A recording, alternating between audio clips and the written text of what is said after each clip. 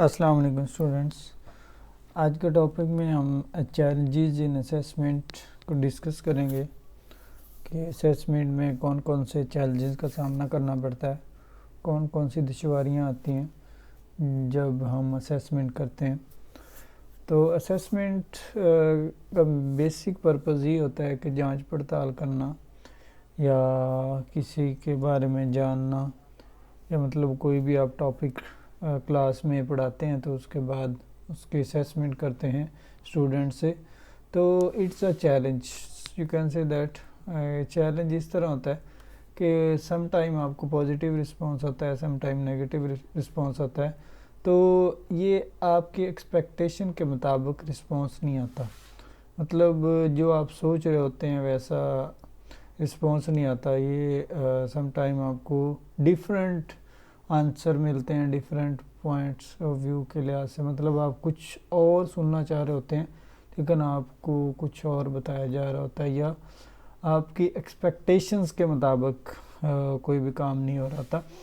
तो असेसमेंट की different types है। वैलिड असेसमेंट है, फेयर असेसमेंट है, एडमिनिस्ट्रेटिव इश्यूज हैं, meaningful interpretation of assessment and effective application और फ्यूचर प्लानिंग।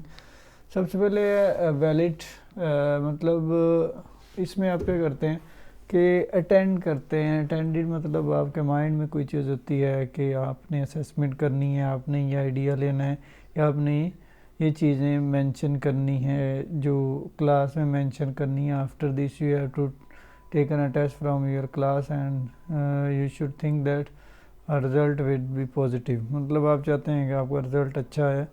तो इसमें आपको बहुत सारे चैलेंजेस का सामना करना पड़ता है।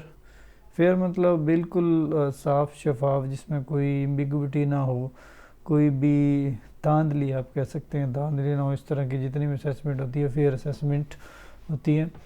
एडमिनिस्ट्रेटिव इश्यूज़, मतलब डेफिनेटली एडमिनिस्ट्रेशन का पार्ट बहुत ज़्यादा अहम होता है किसी भी कॉलेज, स्कूल या यूनिवर्सिटी में। लाइक कंडक्टिंग एग्ज़ाम्स और टेस्ट, प्रॉपर अरेंजमेंट्स, मतलब कोई भी एग्ज़ाम कंडक्ट करते हैं तो एडमिन ने सारा डील करना होता है, पेपर डिस्ट्रीब्यूशन, फिर चेक करना होता है टेस्ट को, फिर उनको जवाब देना होता है, फिर मार्क के हिसाब से बच्चों को रियलाइज़ करवाना होता है कहाँ उनमें खूबियाँ हैं, कहाँ उनमें खामियाँ हैं। तो ये सारी चीज़ें क्या असेसमेंट का पार्ट होती हैं। और एडमिनिस्ट्रेशन जो होती है वो की रोल अदा करती है, pivot role, you can say that, बुनियादी जो रोल होता है वो प्ले करती हैं। फोर्थ वन पे meaningful interpretation of assessment and effective application for future planning. मतलब इससे होता क्या है कि आप एक्चुअल में फ्यूचर के बारे में प्लानिंग करना चाह रहे होते हैं कि फ्यूचर में कौन सी चीज़ अच्छी होनी चाहिए, कौन से ऐसे टेस्ट हैं या कोई ऐसे सब्जेक्ट्स हैं जिसमें बच्चों के वीकनेसेस हैं, ड्रॉबैक्स हैं, उनको कवर किया जाए।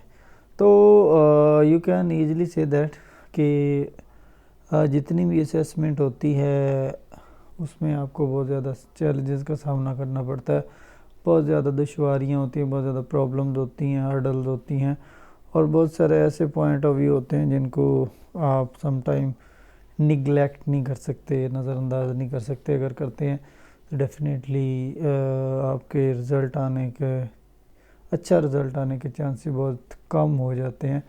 तो अगर ये टेस्ट सिस्टम क्लास में नहीं होगा तो डेफिनेटली बच्चे अच्छे मार्क्स नहीं गेन कर सकते, उनके माइंड की ग्रूमिंग नहीं हो सकती।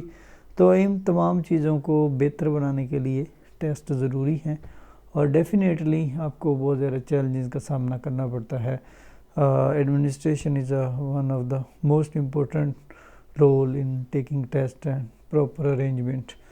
तो एट द एंड कंक्लूजन देखें तो उसमें कि आप चाह रहे क्या होते हैं, मीनिंगफुल, आपको बामानी कोई चीज़ मिले, बामानी प्लानिंग मिले फ्यूचर के बारे में ना। तो ये तमाम चीज़ें बहुत ज़रूरी होती